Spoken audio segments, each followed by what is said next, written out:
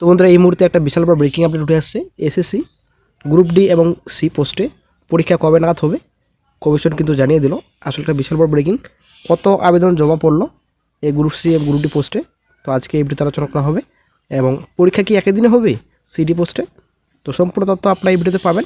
আর এই যে SSC second SLST আশা করি আপনারা জানেন একাদশ, দ্বাদশ এবং নবম দশমের নথি যাচাই কবে নাগাদ হতে পারে এবং ফাইনাল লিস্ট কবে প্রকাশিত হতে পারে একাদশ দ্বাদশে সুপ্রিমো হলফনামা জমা দিল। আপডেট উঠে আসছে এই বিষয়ে সম্পূর্ণ তথ্য আপনারা পাবেন। অবশ্যই বন্ধুরা ভিডিও সম্পর্কে দেখুন, শেষ পর দেখুন। চ্যানেল নতুন দর্শক অবশ্যই চ্যানেলটিকে সাবস্ক্রাইব করে সঙ্গে অনুসরণ রাখবেন প্রতিনিয়ত যে কোনো সরকারি বেসরকারি সবার আগে চাকরি খবর আপডেট পাওয়ার জন্য। তো আশা করি আমরা সকলেই এর আগে জেনেছি যে পরীক্ষা হয়তো জানুয়ারি মাসের দিকে হবে, ঠিক আছে। আমরা কিন্তু সকলেই ধারণা করেছিলাম যে হয়তো জানুয়ারি মাসের দিকে হবে পরীক্ষা এসএসসি সিডি, কিন্তু বর্তমানে একটা আপডেট উঠে আসছে জানুয়ারি মাসে কিন্তু পরীক্ষা হচ্ছে না। এবং বর্তমানে কিন্তু আরও একটা আপডেট উঠে আসছে, এই যে মেয়াদ 31শে ডিসেম্বরের পর্যন্ত চাকরি হারারা যে চাকরি করছেন মেয়াদ কিন্তু বাড়ানোর জন্য সুপ্রিম কিন্তু দ্বারস্থ হয়েছেন, এমএ দায়ের করেছেন। আশা করি গতকালকেই আপনারা চ্যানেলে আপডেট পেয়ে গেছেন।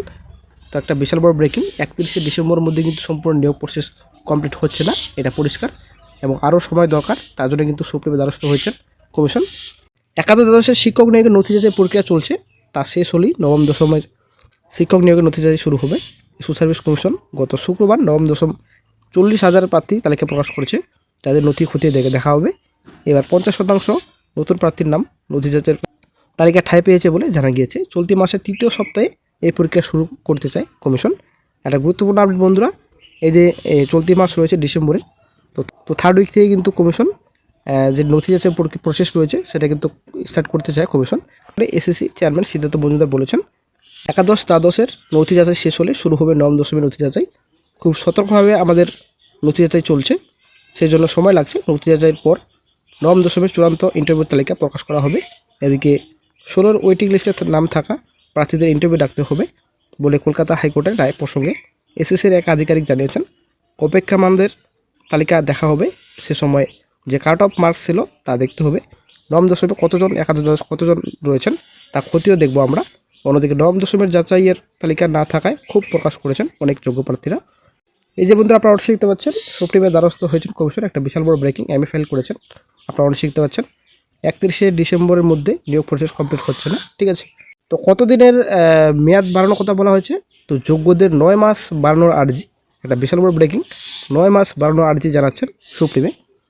তো আপনারা অবশ্যই দেখতে পাচ্ছেন নিউজ 18 বাংলার আপডেট। স্কুলের শিক্ষাকর্মী পদে নিয়োগের জন্য গ্রুপ সি ও গ্রুপ ডি পদে 16 লক্ষেরও বেশি আবেদন জমা পড়ল।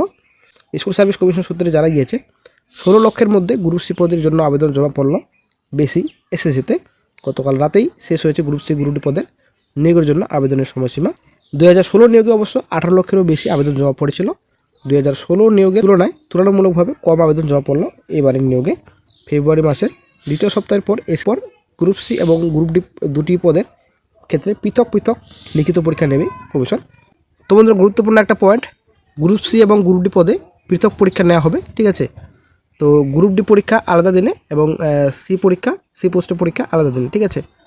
তো দ্বিতীয় সপ্তাহে ফেব্রুয়ারি মাসের সেকেন্ড উইকের পর কিন্তু এক্সামিনেশন নেওয়া হবে সিডি পোস্টে। একটা বিরাট বড় ব্রেকিং আপডেট সকল চাকরি প্রার্থীর জন্য। আমরা সকলে ভাবছিলাম যে জানুয়ারি মাসে হয়তো পরীক্ষা হতে পারে, কিন্তু ফেব্রুয়ারি মাসের সেকেন্ড উইকের পর কিন্তু পরীক্ষা নেওয়ার কথা ভাববেন কমিশন। পরীক্ষার্থীর সংখ্যা বেশি হয়, একসঙ্গে প্রচুর পরিমাণ পরীক্ষা কেন্দ্রের প্রয়োজন রয়েছে, সেই কারণেই সময় নিয়েই পরীক্ষা নিতে চায় এসএসসি।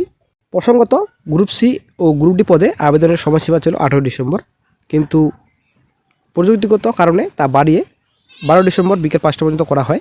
প্রচুর আবেদনকারী একসঙ্গে ভিজিট করার জন্য যে সমস্যায় তৈরি হয় এসএসসি সার্ভারে, তাতে আরও ইচ্ছুক আবেদনকারী হতে পারে বলে মনে করছে কমিশন, তাই বাড়ানো হয় আবেদনের সময়। তবে একটা গুরুত্বপূর্ণ আপডেট উঠে আসছে, এসএসসি সেকেন্ড এসএলএসটি 9, 10, 11, 12 হলফনামা সুপ্রিম কোর্টে জমা দিয়েছেন। তো হলফনামা কিন্তু পরিষ্কার বলা হচ্ছে 7ই জানুয়ারি 2026 মেধা তালিকা প্রকাশ করা হবে 11-12-এর। কাউন্সেলিং শুরু হতে পারে 15 জানুয়ারি 2026 থেকে, এবং 9, 10 তথ্য যাচাই ভেরিফিকেশন তো 26শে ডিসেম্বর থেকে শুরু হতে পারে, ঠিক আছে। এই মাসের থার্ড উইকের পরে কিন্তু ভেরিফিকেশন শুরু করবে কমিশন। 9, 10-এর মেধা তালিকা প্রকাশিত করা হবে হয়তো 24শে মার্চ, তারপর কাউন্সেলিং শুরু হতে পারে 30শে মার্চের মধ্যে, ঠিক আছে। একটা গুরুত্বপূর্ণ আপডেট রয়েছে। আর এদিকে তো আপনারা জানেন সেকেন্ড এসএলএসটি মামলা, ঠিক আছে। এই যে সেকেন্ড এসএলএসটি প্যানেল রয়েছে, এই প্যানেল কিন্তু ডিপেন্ড করবে রিট পিটিশনের উপর হাইকোর্টে, ঠিক আছে। আশা করি আপনারা জানেন মামলা দায়ের হয়েছে কোর্টে, তো কী রায় আসবে সেটার উপরে কিন্তু ডিপেন্ড করবে এই প্যানেল।